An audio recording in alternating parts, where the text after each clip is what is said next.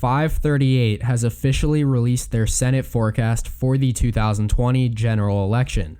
It's been long awaited ever since the release of their presidential forecast, and now it is finally here. In today's video, all I will be doing is transferring their data over to a map showing you the expected balance of power in the upper chamber. Obviously, with the news that the GOP will proceed to push through a Supreme Court nomination before the inauguration, there has been a sharp boost in national attention towards Senate races across the country. If the American public did not already realize the importance of these races, they certainly know now. But anyways, let's get started with this map. First of all, we can label all of these safe states for both parties.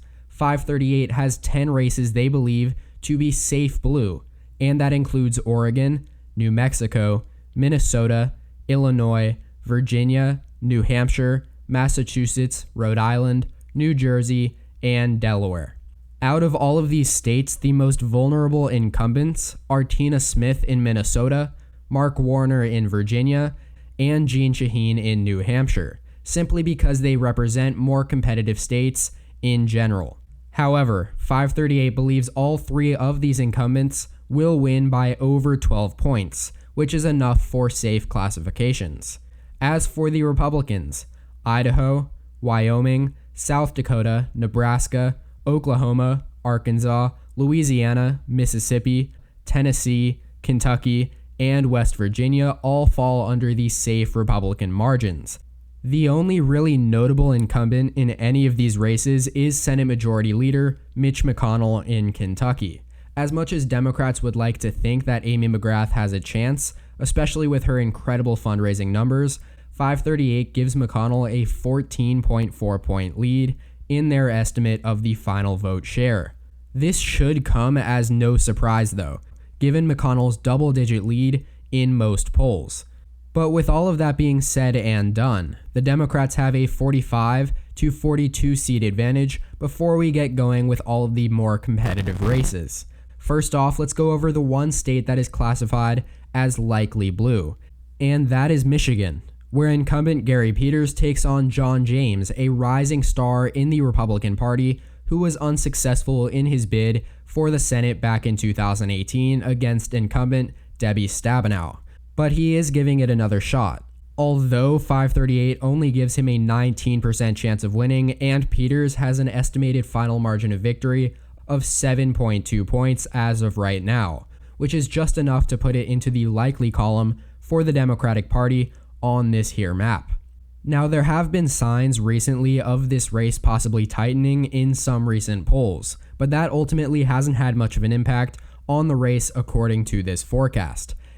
And now as for the Republican Party, they've got a few more races that fall under this category: Alaska, Texas, and South Carolina.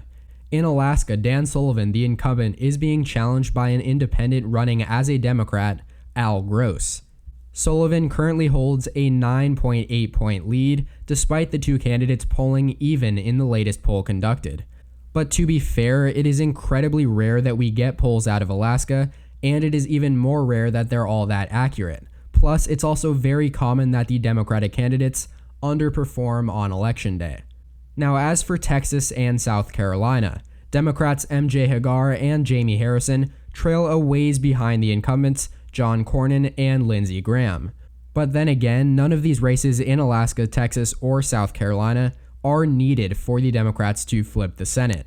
Now we only have 9 races that remain unclassified, with each of them holding the key to who will ultimately have control of the upper chamber in Congress.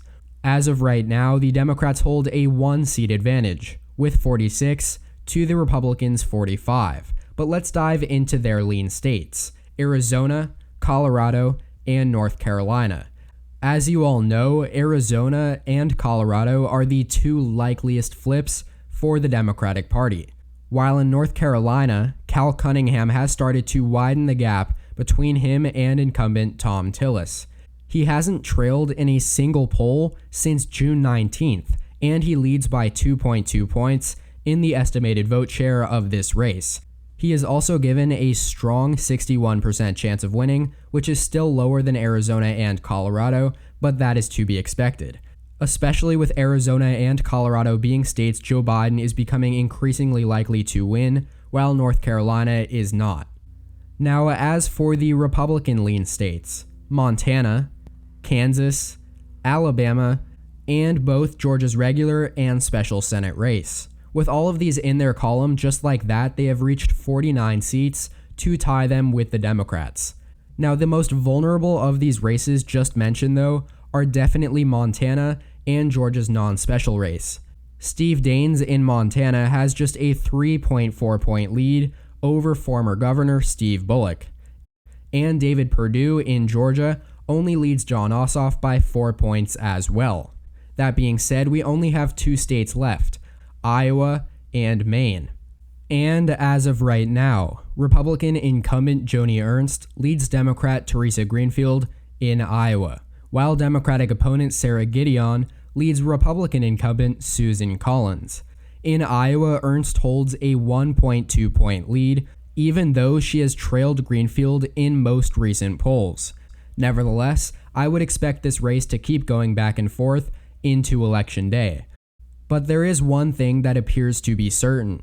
If the Republicans push forward with a Supreme Court nominee and Joni Ernst is in full support, Teresa Greenfield's fundraising numbers are going to keep climbing, and it may be enough to push her over the edge in this race, especially if the whole situation fires up Democrats for more than just a few weeks.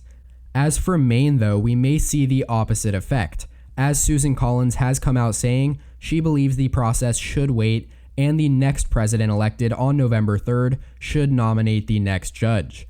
Now, this does come after making a series of errors, costing her a ton of support, and this could very well help her win back the bipartisan support she was known for so many years. The only real question will be whether it's too late for her to make a comeback in this race against Sarah Gideon, especially given that she has trailed in basically every poll and was down 12 points in the latest Quinnipiac poll, as well as 5 points in the latest Siena College poll, which happened to be 2 very respected organizations.